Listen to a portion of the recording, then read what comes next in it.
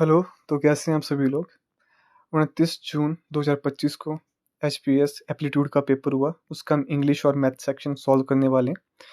तो let's get started. 21 से लेके 30 तक इंग्लिश का सेक्शन है जिसमें हमें फिलर बताने। तो क्वेश्चन नंबर 21 बोलता है the correct antonym of the word phlegmatic is. Phlegmatic का मतलब ये होता है कि जो नॉट इजिली ना खुश हो पाता है, ना एंग्री हो पाता है और ना अपसेट हो पाता है। लाइक काम रहता है, स्टोइक टाइप का बंदा होता है। So its right antonym is energetic because apathetic, indifferent, and stoical is some way synonym of phlegmatic. Okay. Question number 22। Synonym बताना है हमें ऑस्टेंटेटियस का। ऑस्टेंटेटियस का मतलब होता है जो इसका राइट आंसर है एक्स्ट्रावेगेंट, जो मोर देन यूजुअल और अननेसेसरी होता है और मतलब शो ऑफ करता है, एक टाइप से वो उसका मतलब दिखावा करता है। ऑस्टेंटेटियस अपनी वेल्थ का, अपनी महंगी महंगी चीज़ों का, उसको बोलते हैं।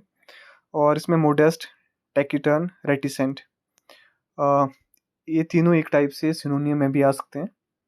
तो इसमें एक ही था एक्स्ट्रावेगेंट, आपने आसानी से कर दिया होगा एग्जाम में। 23rd का है who traces the history of the descent of families called, उसको हम बोलते हैं जेनियोलॉजिस्ट, ग्रेफोलॉजिस्ट, लाइमरिक, हिस्टोलॉजिस्ट, इनको नहीं बोलते हैं। आपको होता है हिस्टोलॉजी क्या होता है? हिस्टोलॉजी होता है स्टडी ऑफ टिश्यूज। ठीक है। Next question is 24। He and his 4 brothers love dash very much. Each other आता है दो के केस में, एंड सम अदर तो सुना भी नहीं होगा आपने। ऑल अनदर भी नहीं होता है। इसका राइट आंसर है वन अनदर। जब टू से ज़्यादा के केस बनते हैं तो वन अनदर लगता है। Option number C is right answer. 25 क्या बोलता है? In an that evening the storm rolled in and there was of plenty of rain and dash. Lightning है यहाँ पे। लाइटनिंग की जो स्पेलिंग है वो इसमें एक जगह गलत है, एक जगह सही है। लाइटनिंग LIGHTNING होता है। ई वाला होता है हल्का, लाइटन, इज लाइटन, फौखा। ओके। 26 पे आते हैं। He dash scarcely see in this light. Scarcely एक नेगेटिव टोन का वर्ड है, तो इसके पहले हम नेगेटिव सेंटेंस को यूज कर ही नहीं सकते हैं। He dash scarcely see in this light, he can scarcely see in this light is right answer, option B of 26 question. 27 question बोलता है Neelima is dash cleverer than Savita. तो क्लेवरर इज कंपेरेटिव डिग्री, इसके साथ हम मच का use करेंगे, मोर का नहीं कर सकते, पॉजिटिवली का भी नहीं कर सकते। Option number D is right answer. Question number 28 की तरफ बढ़ते हैं। 28 बोलता है it's better to keep once head in the face of danger than dash courage and dash panicky. तो option number 1 2 3 4, option number 3 quell, danger than quell courage. Quell होता है मतलब एक तरीके से दबाना या खत्म करना, quell. And dash panicky, bemoan. Bemoan क्या होता है? मौन करना होता है, रिग्रेट करना होता है, panicky. So it's right answer is option number C. 29वीं की तरफ बढ़ते हैं। Science relating to the formation and development of word called, इसको बोलते हैं etymology. Option number C of 29th question is right answer. उसके आगे बढ़ते हैं। क्वेश्चन नंबर 30 क्या बोलता है? One who keeps thinking of one particular thing only is. तो उसका तो बड़े आसानी से पायरो। पायरो का मतलब क्या होता है? पायरो का मतलब होता है आग से रिलेटेड है, जो आग लगाने के लिए आतुर होता है। ठीक है। और ऑप्शन नंबर डी मोनोमैनियाक। मोनो का मतलब क्या होता ही है? सिंगल, मोनो, एक। तो ऑप्शन नंबर 30 का option number D is right answer. तो ऑप्शन नंबर 31 से आगे बढ़ते हैं। ऑप्शन नंबर 31 से आगे का फॉर्मेट ये मैं ये बता दूंगा। पहले हम सब क्वेश्चन को ढंग से पढ़ेंगे, एंड आफ्टर दैट जहाँ पे मैंने सॉल्व किया हुआ है उसकी तरफ बढ़ेंगे, और मैं उनको आपको थोरली एक्सप्लेन करूंगा कि कहाँ से कहाँ स्टेप गया है। तो इसमें ये बोला है कि क्वेश्चन नंबर 31 में the distance between two cities in Himachal Pradesh is 300 kilometre. Then car A and B start simultaneously from these stations and move towards each other. The speed of one of them is 7 km more than the other, and the distance between them after 2 hours from the start is 34 kilometre. Then speed of car A and B are. ठीक है। तो इसमें देखो बताया क्या, speed एक car की speed दूसरे से 7 ज़्यादा है। अगर एक की स्पीड हमने x मान ली तो दूसरे की 7 ज़्यादा होगी। ए और बी के बीच में डिस्टेंस है 300 किलोमीटर। स्पीड का फॉर्मूला क्या होता है? Distance upon time. बस इसी फॉर्मूले पे बेस्ड हम आगे इसको सॉल्व करेंगे। यार मैं कहाँ से कहाँ पहुँच गया? तो आते हैं क्वेश्चन पे। ये है स्पीड ऑफ ए की स्पीड एक्स मानी, बी की स्पीड एक्स प्लस 7 मानी। तो स्पीड क्या होता है? डिस्टेंस अपॉन टाइम हो गया। ये जो देखो यहाँ से यहाँ तक जो डिस्टेंस ट्रैवल करेगा, ये यहाँ से यहाँ तक ट्रैवल करेगा, बट इसमें बोला था कि चौथी का डिस्टेंस रह जाता है बीच में। तो इन्होंने कितना डिस्टेंस ट्रैवल दोनों ने किया? 300 माइनस चौथी हो गया 266। 266 इन्होंने ट्रैवल किया, ठीक है, okay. After that distance speed into time, x speed में 2 घंटे में इतना डिस्टेंस ट्रैवल करेगा और 2 घंटे में एक्स प्लस 7 डिस्टेंस ट्रैवल करेगा। इसकी वैल्यू होगी 266। तो इसको 2x प्लस 14 ये आ गया। 4x की वैल्यू आ गई 14 माइनस हो गया 252। तो ये वैल्यू आ गई आपकी x इज इक्वल टू 63। और अगर b की वैल्यू पुट करेंगे तो 7 हम ऐड कर देंगे सिंपली, और कुछ भी नहीं। ओके, सो आपको पता चलेगा होगा आंसर इसका। ऑप्शन नंबर सी ऑफ 31वां question is right. Option number 32 की तरफ बढ़ते हैं। मिसिंग टर्म हमें इसमें बतानी है कि मिसिंग टर्म क्या है। 0 1 1 ये माइनस का निशानी है, ये फिल इन द ब्लैंक है, ब्लैंक में क्या टर्म आएगी। तो इसमें देखो क्या होता है, इसमें ये होता है कि इसमें एक ऐड कर दिया, लाइक इन दोनों को ऐड करके यहाँ बन गया 0 जमा 1 1, 1 जमा 1 2, 2 जमा 1 3, 3 जमा 2 5, 5 जमा 3 8, 8 जमा 5 13। तो यहाँ पे 13 आ जाएगा और यहाँ पे 34 प्लस 55 आ जाएगा 89। Okay, so option number A of 32nd question is right answer. अब 33वें क्वेश्चन की तरफ बढ़ते हैं। शालिनी की माँ की आयु शालिनी की आयु की दुगुनी से 12 वर्ष अधिक है। 8 वर्ष बाद जब वो शालिनी की आयु के 3 गुना से 20 कम होगी तो शालिनी की माँ की उम्र क्या है? ओके, तो बढ़ते हैं। सिंपली देखिए, शालिनी की उम्र, मम्मी की उम्र है, उसकी उम्र की एस शालिनी की उम्र है, एस एम शालिनी की मदर की उम्र है। तो जो शालिनी की मदर है वो अपनी बेटी से दुगनी से 12 साल ज़्यादा है। तो हमने एंड में पूछा शालिनी की मदर की क्या एज है, ठीक है। तो हमने शालिनी की मदर की एज, शालिनी की एज निकाल दी इतनी और इक्वेशन बना दी एक। तो बाद में क्या बोला था कि शालिनी की मदर उससे 8 साल बड़ी है, ठीक है। 8 साल बाद ना, 8 साल बाद जो होगा, शालिनी की मदर जो 8 साल बाद होगी वो शालिनी की 8 साल की एज के 3 गुना से 20 कम होगी, ठीक है। 3 times of Shalini's age after 8 years minus 20 year will be the age of Shalini's mother year after 8 year, ठीक है। तो यहाँ पे हमने ये वाली वैल्यू यहाँ पे पुट की, यहाँ पे शालिनी की वैल्यू जो होगी थी, और 8 ऐड किया क्योंकि 8 वर्ष बाद की बात हो रही है। तो कुछ नहीं हुआ, 3 से अंदर मल्टीप्लाई किया और 2 छके 12, 3 छके 18 माइनस का 18 प्लस 8 3 24 माइनस 20 बाहर की वैल्यू है। इसको हम इस साइड ले आए तो माइनस एस एम बटा 2 बचा, एंड इस साइड देखो माइनस 18 प्लस 24 माइनस 20 और माइनस का 8 भी आ गया, ये आ गई 22, माइनस माइनस कट हो गए और एस एम की वैल्यू यहाँ से क्रॉस मल्टीप्लाई करके 44 हो गई। ओके, तो इसका राइट आंसर है ऑप्शन 33rd क्वेश्चन का ऑप्शन 1 इज राइट आंसर। 34वें क्वेश्चन की तरफ बढ़ते हैं। अब milkman buys 70 litre of milk for R S 1500 and after 5 litre of water and add 5 liter of water if he sells it at rate 24 per liter, then the profit percentage is। एक बंदा है जिसने 80 litre दूध लिया 1500 में और 5 litre पानी मिलाया। देखो पानी जो मिलाया, पानी में कॉस्ट प्राइस क्या था? 0। वो तो उसने जितने का बेचा उतने का प्रॉफिट होगा उसको, ठीक है। तो देखते हैं उसको कितने का प्रॉफिट होता है। देखो 70 लीटर को 1500 में लिया, 5 लीटर फ्री एट 24, ठीक है। तो जो 70 लीटर तो उसने 24 के रेट पे बेचा, जो मैं पता है। जो 5 लीटर है उसको भी 24 के रेट पे ही बेचा होगा। तो 75 गुणा 24 हो गया 1800। 1500 से 1800 300 ज़्यादा है, मतलब मैंने काट के रेशियो बना दी 5:6 और 1 की वैल्यू है कि 20%। कितना ज़्यादा है? 5 से 1 ज़्यादा है, 1/5 20%। ये 34th क्वेश्चन का राइट आंसर होगा ऑप्शन नंबर बी। 35वें क्वेश्चन की तरफ बढ़ते हैं। Mohanlal purchase an article Mohanlal ने एक वस्तु 35,000 में खरीदी, वह उसे अंकित मूल्य पर 12% की छूट देता है। 3500 में कोई चीज़ ली उसने और जो मार्क प्राइस है बढ़ाई उसने 3500 से ज़्यादा और उस पर 12% की छूट दे दी, फिर लाभ 10% कमाता है। मतलब कोई चीज़ 35,000 में ली, उसको रेट को बढ़ाया, मार्क प्राइस मतलब जो दुकान में उसको बढ़ाया, और उसके बाद उसने 12% की छूट दी, उसके बाद भी उसे 10% का लाभ हो रहा है। चलो करते हैं 35वें क्वेश्चन को। देखो 35,000 है सीपी और 12% की छूट बोला था उसने ना, तो 12/100 ये आ गया, 4×3 = 12, 25/100। MP 25 है और 25 - 3 ये तो उसे जो घाटा हुआ ना 3, ये SP है। 25 - 3 होता है 22 SP, ये MP है 25 - SP, ये हो गया 22। और बाद में क्या बोलता कि उसे 10% का लाभ तभी भी हो रहा है।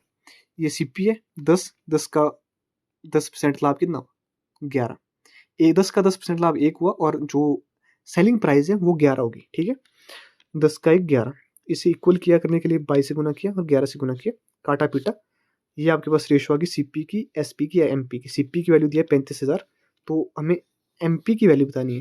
लाइक सिंपली हम इसमें XX भी कर सकते हैं साथ में, अगर ज़्यादा इजीली समझना हो।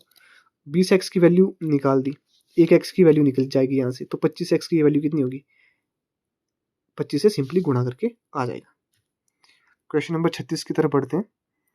The compound interest on RS 75,000 for 3 years at successive interest rates are 4%, 6%, 9% for each year respectively. Okay, ये क्वेश्चन भी अच्छा है, कैलकुलेटिव है, थोड़ा सा मतलब थोड़ा सा ही बोलूँगा, ज़्यादा नहीं है। जिसकी कैलकुलेशन स्पीड अच्छी है वो 1 मिनट के अंदर इसको निपटा देगा बड़े आराम से। सक्सेसिव क्या होता है, मान लो ये है, ये B है, तो इन दोनों का सक्सेसिव क्या होगा, A + B + AB / 100, ये होता है सक्सेसिव कंपाउंड इंटरेस्ट। 10 आ गया और A × B 6 × 4 24/100, इसकी वैल्यू कितनी है कि 10.24%। 10.24% में बाद में क्या जुड़ा, B और C, 10.24 + 9, 10.24 × 9 / 100, तो इसकी वैल्यू क्या आई 19.24 + 0.9216, ये वैल्यू ऐड करके 20.1616 होगी। 20.1616 75,000 का निकालने को बोला है, वो ये वैल्यू जो होगी ना सक्सेसिव करके कंपाउंड इंटरेस्ट आएगा। ठीक है, सिंपल इंटरेस्ट की बात होती है तो सिंपल इंटरेस्ट क्या होता है, पहले साल का 4%, दूसरी साल का 6%, तीसरे साल का 9%, 6 × 10 + 9 19, पर ये 20 आया, क्यों, क्योंकि कंपाउंड इंटरेस्ट है, इस पर इंटरेस्ट पर भी इंटरेस्ट लगता है। ठीक है, 75,000 × 20 पॉइंट इतना, सॉल्व करेंगे, काटा पीटी करेंगे, 15,121.20 is right answer, option number 1। तो 36 क्वेश्चन एंड होता है, option number 1 is right answer. 37वें क्वेश्चन की तरफ पढ़ते हैं। अ मशीन कॉस्ट 70,000 रुपीज़, एक मशीन है जिसकी कॉस्ट प्राइस 70,000 रुपये है, and it depreciate at the rate of 5% in the first year and 10% in the second year. एक मशीन है वो 70,000 की है, पहले साल उसकी जो घटी 5% ही घटी, डेप्रिशिएट की एसेट, और दूसरे साल 10% और हो गया। तो ये भी सक्सेसिव एक टाइप से, सक्सेसिव लगाना चाहो तो सक्सेसिव भी लगा सकते हो। पहली साल 5 बोला है ना, लाइक 5% बोला, 5/% का 100 के नीचे, 5 × 5 5 पीछे 100, 1/20, 20 थी कितनी घटी, 1 घटी, 19/20। दूसरे साल 10% घटी, 10/100, 1 से 1 कटा, 1/10, 10 थी तो 1 कटा, 9/10। सिंपली गुणा करेंगे, गुणा करके आपके पास आंसर आ जाएगा और ऑप्शन बी होगा 37वें क्वेश्चन का राइट आंसर। ठीक है, 37 क्वेश्चन हो चुके हैं, बढ़ते हैं नेक्स्ट क्वेश्चन की ओर। 38वां क्वेश्चन, ये वर्क एंड टाइम का क्वेश्चन है। Praveen complete a piece of work in 30 days while Mohit can finish it in 25 day. They work together for 10 days after which Praveen leaves. उसके बाद प्रवीण चला गया, how many more days will Mohit take to complete the remaining work. ठीक है, 38वां question, बढ़ते हैं। देखो इस क्वेश्चन में बताया कि जो प्रवीण है 30 दिन में किया, मोहित ने 25 दिन में किया, तो इनका एलसीएम लेके 150 और इनकी एफिशिएंसी आ जाएगी।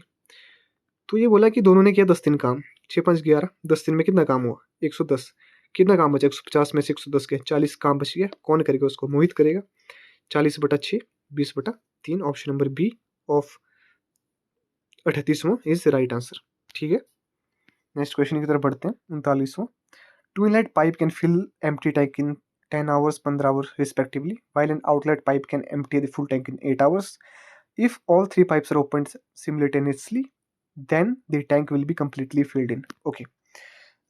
इजी क्वेश्चन है वैसे, टाइम एंड पाइप के पूछे हुए, इसके अच्छे क्वेश्चन भी बन सकते थे।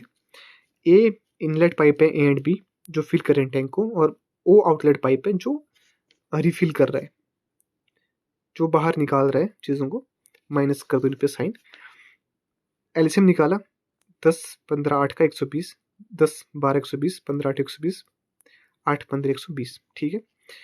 तो इनकी जो एफिशिएंसी आ गई 12 8 15 आ गई। तो बोला है कि ये तीनों टैंक को कितनी देर में फिल करेंगे। 12 + 8 20 हो गया, -15 क्या बचा 5, 120 - 5 24 आवर लगेंगे उस टैंक को भरने में, अगर तीनों, दो इनलेट पाइप और एक आउटलेट पाइप को साथ में ओपन किया जाता है। 40वें क्वेश्चन की तरफ बढ़ते हैं। टू ट्रेन मेजरिंग 150 मीटर की है एंड सेकेंड इज 120 मीटर की है, जो अपोजिट डायरेक्शन में मूव कर रही है ऑन पैरेलल ट्रैक्स। एक की स्पीड 72 किलोमीटर पर आवर है और दूसरे की 36 किलोमीटर आवर है, तो कितनी देर में एक दूसरे को वो क्रॉस करेंगी। ओके।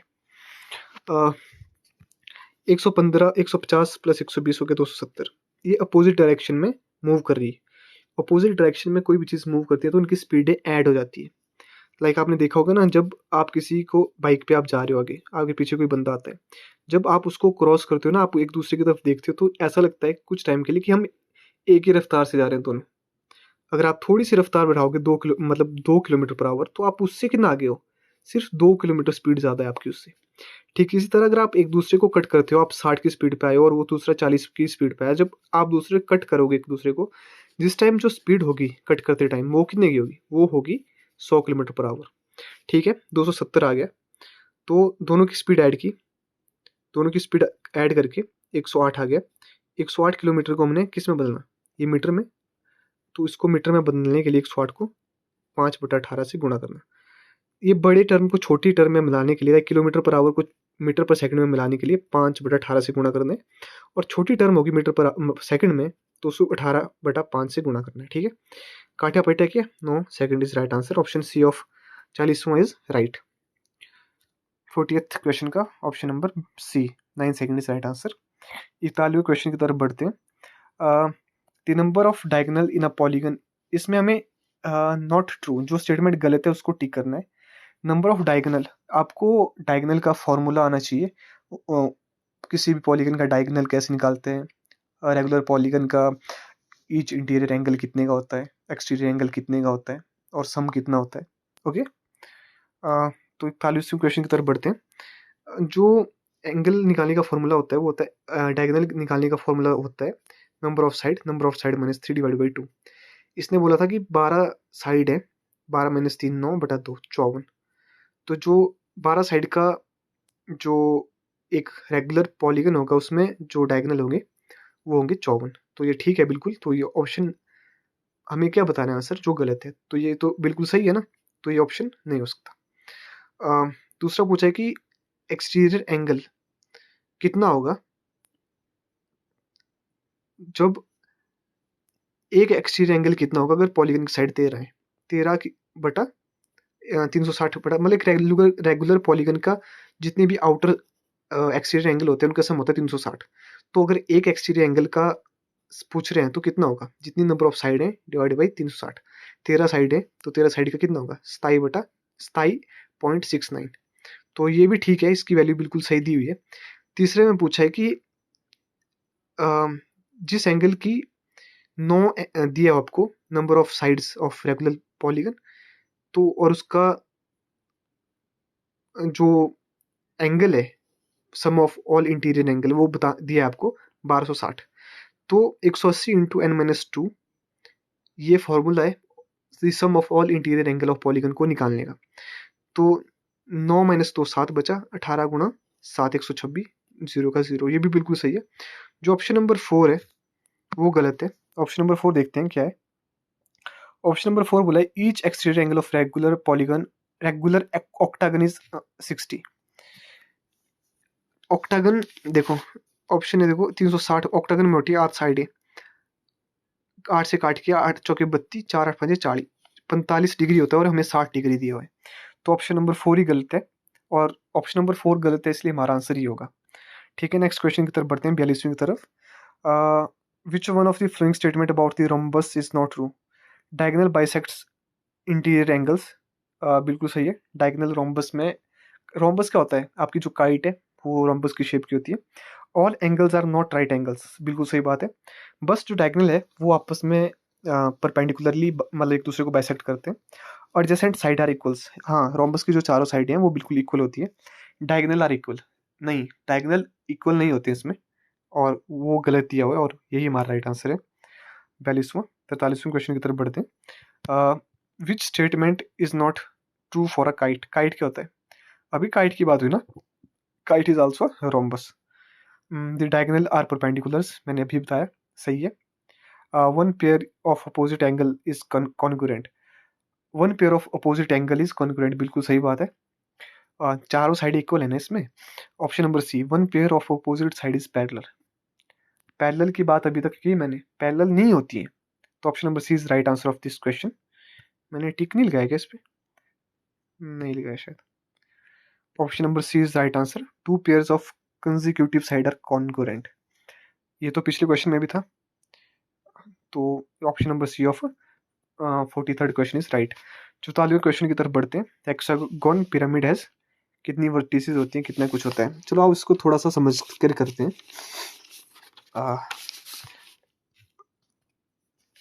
हेक्सागन बोला है ना, तो देखो हेक्सागन को मैं बनाता हूँ। हेक्सागन में कितनी साइडें होती हैं? 6 साइडें।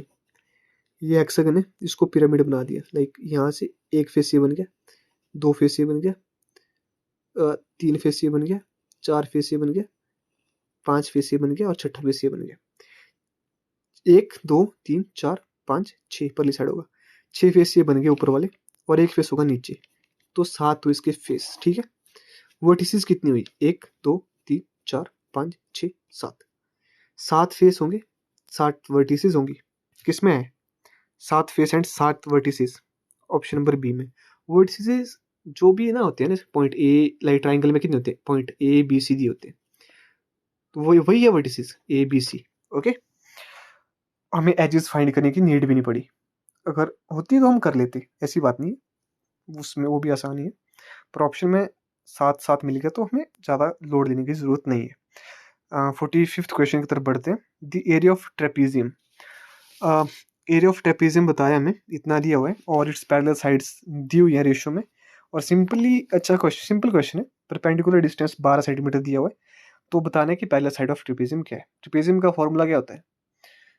बनाना आता है? क्यों नहीं आता होगा यार, एचएस का पेपर दे रहे हो, ट्रेपीजियम बनानी है क्या?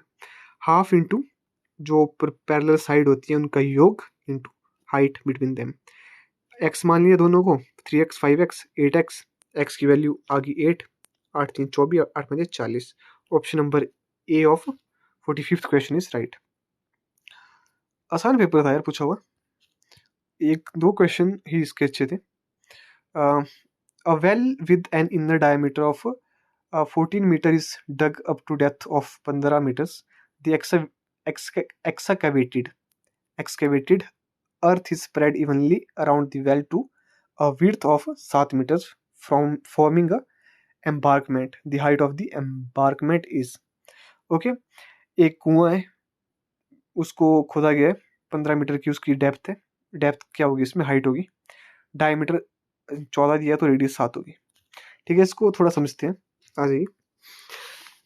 ओके, बिगर सर्कल का मैंने आर लिया, छोटे सर्कल का लिया है 7। ठीक है, ऐसा बोला कुएं में, कुआं को डिग किया गया, ठीक है, उसकी हाइट है 15, मतलब 15 मीटर गहरा कुआं खोदा, और उस मिट्टी को स्प्रेड कर लिया चारों साइड।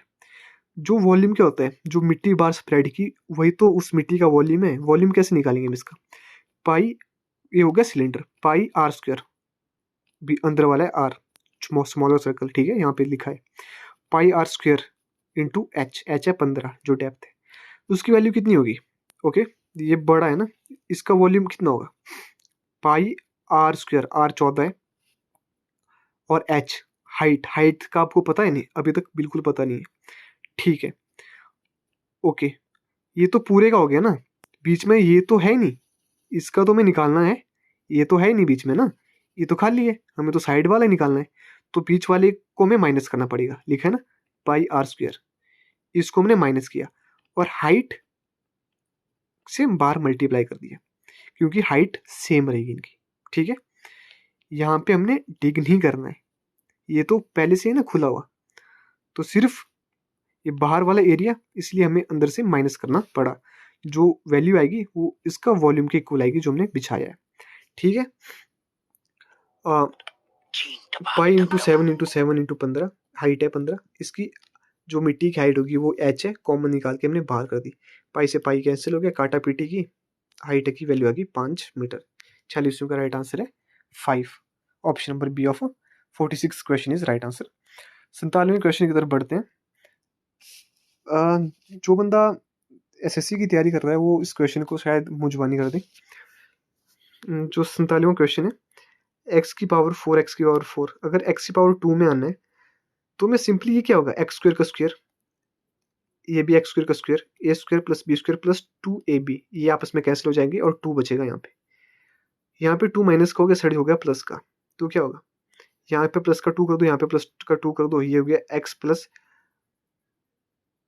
एक्स स्क्वायर प्लस 1 बटा एक्स स्क्वायर का अंडर रूट, मतलब का स्क्वायर रूट हो गया, इस साइड कितना हो गया 14 प्लस 2 16, इसका स्क्वायर रूट निकालने के लिए यहाँ पे अंडर रूट लगाया, 16 की वैल्यू होगी 4। ठीक है, और माइनस में कन्वर्ट करना है तो यहाँ पे हमें माइनस का 2 करना पड़ेगा और यहाँ पर भी माइनस का 2, माइनस की वैल्यू आ गई -4 -2 किया और अंडर रूट किया, अंडर रूट 2 आंसर आ गया।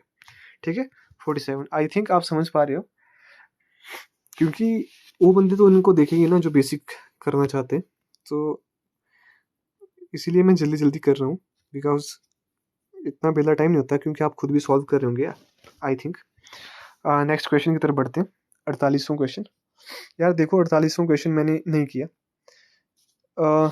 सच करूँ मैंने ट्राई की, बट ये क्वेश्चन नहीं हुआ। जब ये क्वेश्चन मैं कर दूंगा उसके बाद मैं आपको बताऊंगा, ये इजी गो में नहीं हुआ मेरे से, और मैंने तो बाद में देखा।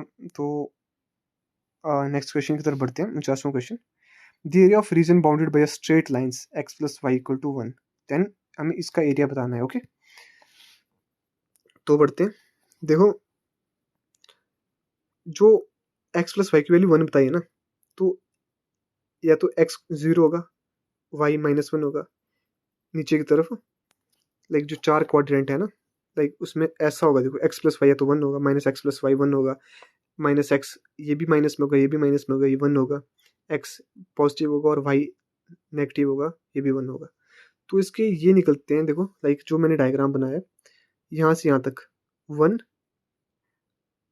x1 y0, y1 x0, यहाँ पे क्या बना y0 x -1, यहाँ पे क्या बना -1 के y and minus and x0, यहाँ पे x0 और -y1 है। ठीक है, तो ये आपने निकाल लिया। ठीक है, तो ये परपेंडिकुलर होगा यहाँ पे ना, बिल्कुल स्ट्रेट है, ये 1 है, ये भी 1 है। ठीक है, -1 लिख लो चाहे, तो मैं पाइथागोरस लगा ली, 1 का स्क्वायर प्लस 1 का स्क्वायर या गेट 2, और हाइपोटेन्यूज का स्क्वायर गेट साइड, तो अगेन √2, ये भी √2 होगा, ये भी √2 होगा, ये भी √2 होगा, बिकॉज इट्स अ स्क्वायर। तो स्क्वायर का फॉर्मूला क्या होता है, side into side, √2 into √2 equal to 2, option number B of this question is right answer.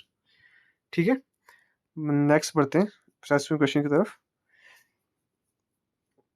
50वां question क्या बोलते हैं कि आपके पास anterior angle of regular polygon हमें दिया है, हमें नंबर ऑफ डायगोनल बताने दिया, तो मैंने अभी भी कराया कुछ देर पहले।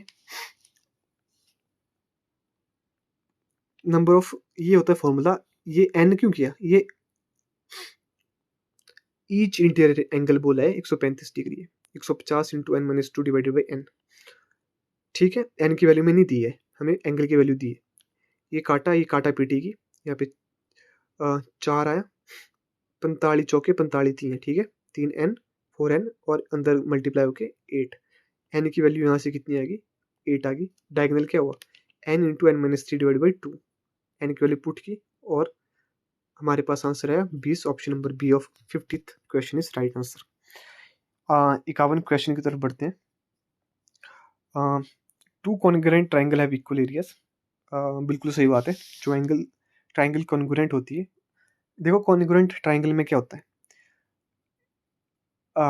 या तो दो साइड और एक एंगल सेम होना चाहिए, या तीनों साइड सेम होनी चाहिए, या एक एंगल दो साइड या दो एंगल एक साइड इक्वल होनी चाहिए। ठीक है, ऐसा नहीं है कि तीनों एंगल सेम हो गए दोनों ट्राइंगल के तो वो कॉन्ग्रुएंट नहीं हो सकती। ठीक है, क्यों नहीं हो सकती? बिकॉज मैं दिखाता हूँ आपको। ये ट्राइंगल है 60 है, मान लो ये भी 60 है, ये भी 60 है। ठीक है, ये सेम सेम हो गए। एक बड़ी ट्राइंगल है, इसे बहुत बड़ी ट्राइंगल है, ये भी 60 है, ये भी 60 है, ये भी 60 है। कॉन्ग्रुएंट का मतलब क्या होता है, बिल्कुल इसके ऊपर मैंने अगर ये ट्राइंगल रख ली तो ये छिप जानी चाहिए। लो ये बड़ी है, इस पे नहीं छिपी ना, दैट्स वाई कॉन्ग्रुएंट ट्राइंगल, मतलब तीनों एंगल अगर सेम होते हैं दोनों ट्राइंगल के तो वो कॉन्ग्रुएंट नहीं होती है, वो सिमिलर होती है। इसी प्रकार ऑप्शन नंबर सी में two congruent triangle are always similar. Similar तो होंगी, no doubt, two congruent triangle हमेशा सिमिलर होती है, and inverse is also true. जो इसका कन्वर्स है वो हमेशा हमेशा क्या एक बार भी सही नहीं हो सकता। Similar triangle can never be congruent, but all congruent triangle are similar.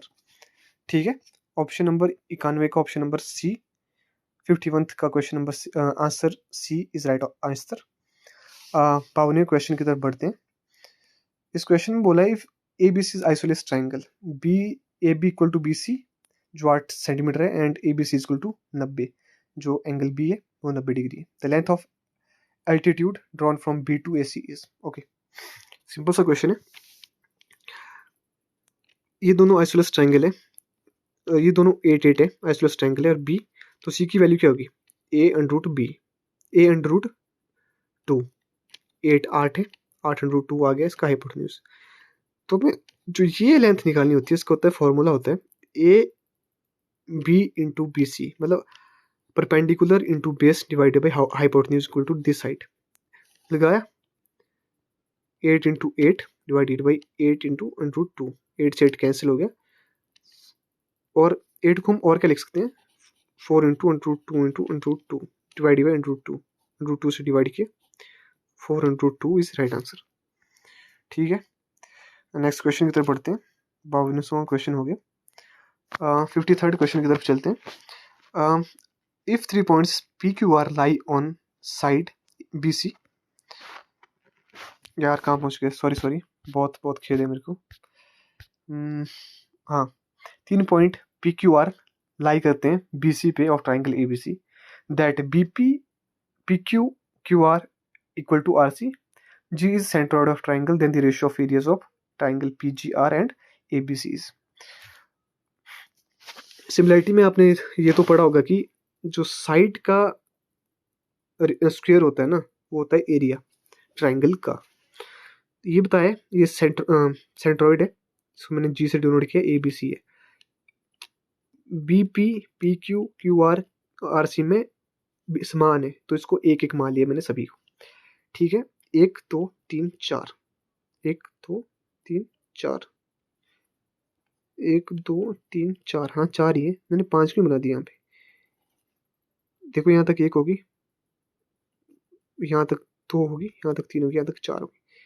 ठीक है, तो ये कितना पूरा हो गया 4, बी सी की वैल्यू की 4, और पी आर कितना है, यहाँ से यहाँ तक 1, यहाँ से यहाँ तक 2, पी आर की वैल्यू होगी 2, काटा पीटी की 2/1। एरिया ऑफ साइड, एरिया क्या होता है, साइड का स्क्वायर होता है। पी जी आर 2 है, 1 है, देखो 1 का स्क्वायर, और ए बी सी का साइड कितनी है 2, 2 का square 4। Option number C of 53rd question is right.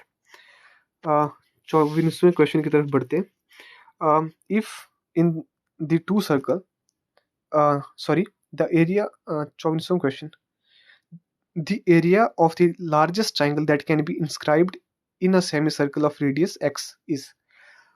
तो फिगर से आप ज़्यादा अच्छे से समझेंगे। ये एक सेमी सर्कल है, उसमें एक ट्राइंगल डाली हुई है। ठीक है, लार्जेस्ट ट्राइंगल कौन होगी, जिसका बेस इक्वल टू होगा सेमी सर्कल के डायमीटर के। ये रेडियस एक्स होगी, ये रेडियस एक्स होगी, और हाइट क्या होगी, एक्स ही होगी। Half into base into height, half into base कितना है 2x है, हाइट कितनी है x है। 2 से 2 कैंसिल, एक्स स्क्वायर होगा maximum area. Option number B is right answer of 54th question. 55th question की तरफ बढ़ते हैं। If the two circle arc of same length subtend angle 60 and 75 at the centre, then the ratio of their radii is. Okay, आपको पता है जो arc length होता है वो क्या होता है? आर्क लेंथ का फॉर्मूला होता है रेडियस इनटू जो एंगल बना होता है वो। ओके, तो इसी का यूज करके हम बढ़ते हैं। दो, देखो आर्क लेंथ सेम है, सीन क्या होगा? एक सर्कल बड़ा होगा, एक छोटा होगा, इसलिए तो आर्क लेंथ सेम है। इसकी 75 पे, इसकी 60 पे, ठीक है। आर्क लेंथ सेम होगी दोनों की, है ना? क्वेश्चन में बताए आर्क लेंथ का फॉर्मूला इसमें क्या कर दिया, इसमें चलो आर ले लिया छोटा, θ1 इंटू आर, सेकेंड में θ2 इंटू आर, दोनों इक्वल है, डिवाइड किया, ये एक एक, और यहाँ पे 60/75, 15×60, 15×5=75 आर आर, और ये ऊपर गया, ये नीचे आया, आर की वैल्यू 5 आई और बड़े आर की value 4 I. Option number D is right answer of 55th question. 56th question की तरफ बढ़ते हैं। The Earth completes one full rotation on its axis in 24 hours. How many degrees does it rotate in 4 hours and 12 minutes? Simple सा question है। 4 और 12 minute को घंटे में तोड़ो पहले।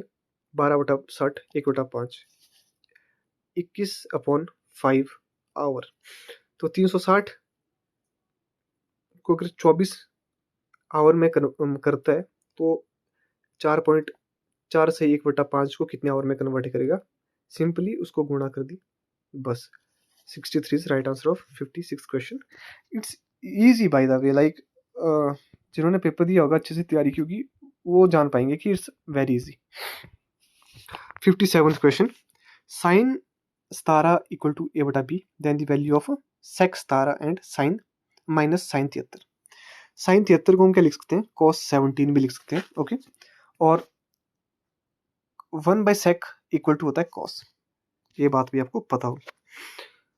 तो सिंपल सी बात है, साइन 17 a/b, ये क्या है? परपेंडिकुलर अपॉन हाइपोटेन्यूज होता है साइन थीटा। b की वैल्यू निकाल दी। b की वैल्यू कैसे निकाली? Hypotenuse minus perpendicular equal to base, ठीक है। हमने सेक को, सेक 17 था लिखा हुआ, सेक 17 को 1/cos 17 में लिख लिया, और साइन 73 को cos 17 में लिख दिया। क्योंकि साइन 73, देखो यार, साइन 73, साइन 90 माइनस 17, 90 से माइनस हो रहा है, साइन किस में बदलेगा? cos 17 में, ठीक है। तो मैंने cos 17 लिखा और 90 से माइनस हो रहा है इसलिए पॉजिटिव में आएगा। ओके, ये क्या होता है? Base upon hypotenuse, base upon hypotenuse, ठीक है। कर लिया, वैल्यू पुट की, बेस हाइपोटेन्यूज की b है, हाइपोटेन्यूज की b है, बेस की वैल्यू पुट की, तो यहाँ पे क्या आया?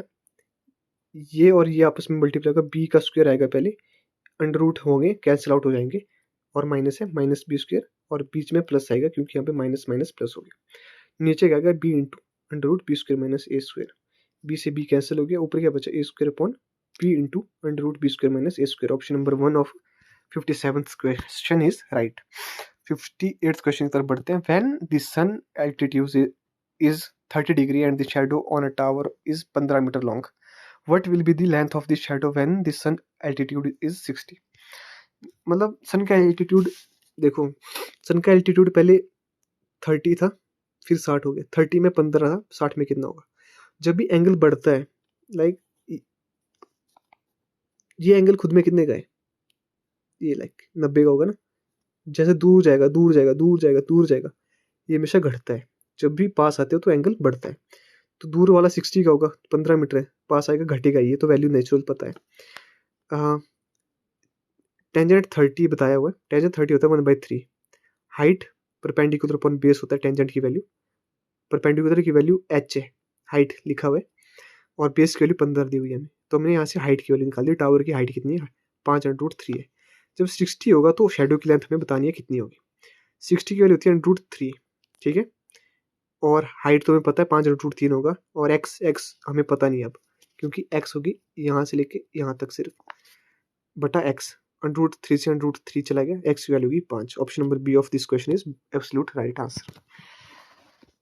तो 59th क्वेश्चन की तरफ बढ़ते हैं। हाँ, 1 सेकंड वेट करना। 59th क्वेश्चन में क्या बोला है, एक मिनट रुकना यार, जहाँ पे मैंने सॉल्व किया था वो मेरे को मिल नहीं रहा, तो मैं खुद ही कर देता हूँ solve. If a shadow of a tree is 16 metre है, when the elevation of sun is 60। Okay, the shadow of the tree is 16 metre, then the height of tree बतानी है यार, सिंपल सी बात है। Elevation of the sun, like sun ऊपर होगा यहाँ से ना, एलिवेशन ऑफ सन थ्रू ये 60 डिग्री है, इसकी वैल्यू 16 बताइए। 60 के सामने कितना आता है, √3, ये तो 30 का होगा, तब ये 90 का होगा। 30 के सामने 1 है, इसके सामने 3 है, 1 की वैल्यू 16 है, तो 3 की √3 की वैल्यू कितनी होगी, 16 into √3। Option number C of 59th question is right. और 60 क्वेश्चन की तरफ बढ़ते हैं। Sine theta minus cos theta equal to √3 minus 1 divided by 2। देखो सिंपली ये क्वेश्चन आया है, सिंपली चाहूँ मैं ना इसमें वैल्यू पुट कर सकता हूँ बड़े आराम से। 4 ही ऑप्शन है, 75 की वैल्यू कट कर दो, क्योंकि हमें आती है 45 60 की। 45 की वैल्यू डालेंगे तो सेम होगा, 0 आएगा। हमने 60 की वैल्यू डाली, 60 पे होता है साइन थीटा कितना होता है 60 पे, √3/2, और ये कितना होता है 1/2। सेम एलसीएम में सेटिस्फाई वैल्यू कर गई, तो थीटा की वैल्यू क्या होगी 60। एंड जो 60वां क्वेश्चन है उसका आंसर भी 60 डिग्री है। इसी के साथ ये क्वेश्चन खत्म होते हैं। 48वां क्वेश्चन मैंने नहीं करवाया, होप सो मैं इसका शॉर्ट डाल दूंगा और जल्दी करा दूंगा। एंड ठीक ही है यार, मतलब इसके बाद रीजनिंग का सेक्शन है, वो मैं सॉल्व नहीं कर रहा हूँ, बिकॉज रीजनिंग तो कर ही लोगे आप खुद ही। एंड ओवरऑल अच्छा पेपर था ओवरऑल, मैं ज़्यादा नहीं कहूँगा कि ज़्यादा आसान था। ठीक पेपर था, अच्छा पेपर था, बिकॉज इसमें ज़्यादा ध्यान बच्चे एप्लीट्यूड की तरफ देते नहीं है, ज़्यादा इसमें जीके वगैरह की तरफ जोर होता है और ज़्यादा ध्यान उसी पे देते हैं। सो ठीक है, उनके लिए पेपर उस लेवल का पेपर। और होप सो आपका एग्ज़ाम बहुत अच्छा गया हो, अच्छे से तैयारी कीजिए। और पेपर में अच्छी तैयारी की होती है फिर बंदा इंजॉय से पेपर करता है, चाहे पेपर हार्ड हो या चाहे इजी हो। सो इसी के साथ आप सभी दोस्तों को साय की last bye, good night to all. Hope so आपको ये वीडियो अच्छी लगी हो और कुछ इन्फॉर्मेटिव जानकारी मिली हो। अगर कुछ भी क्वेरी हो तो आप कमेंट में लिख सकते हैं। And see you guys soon.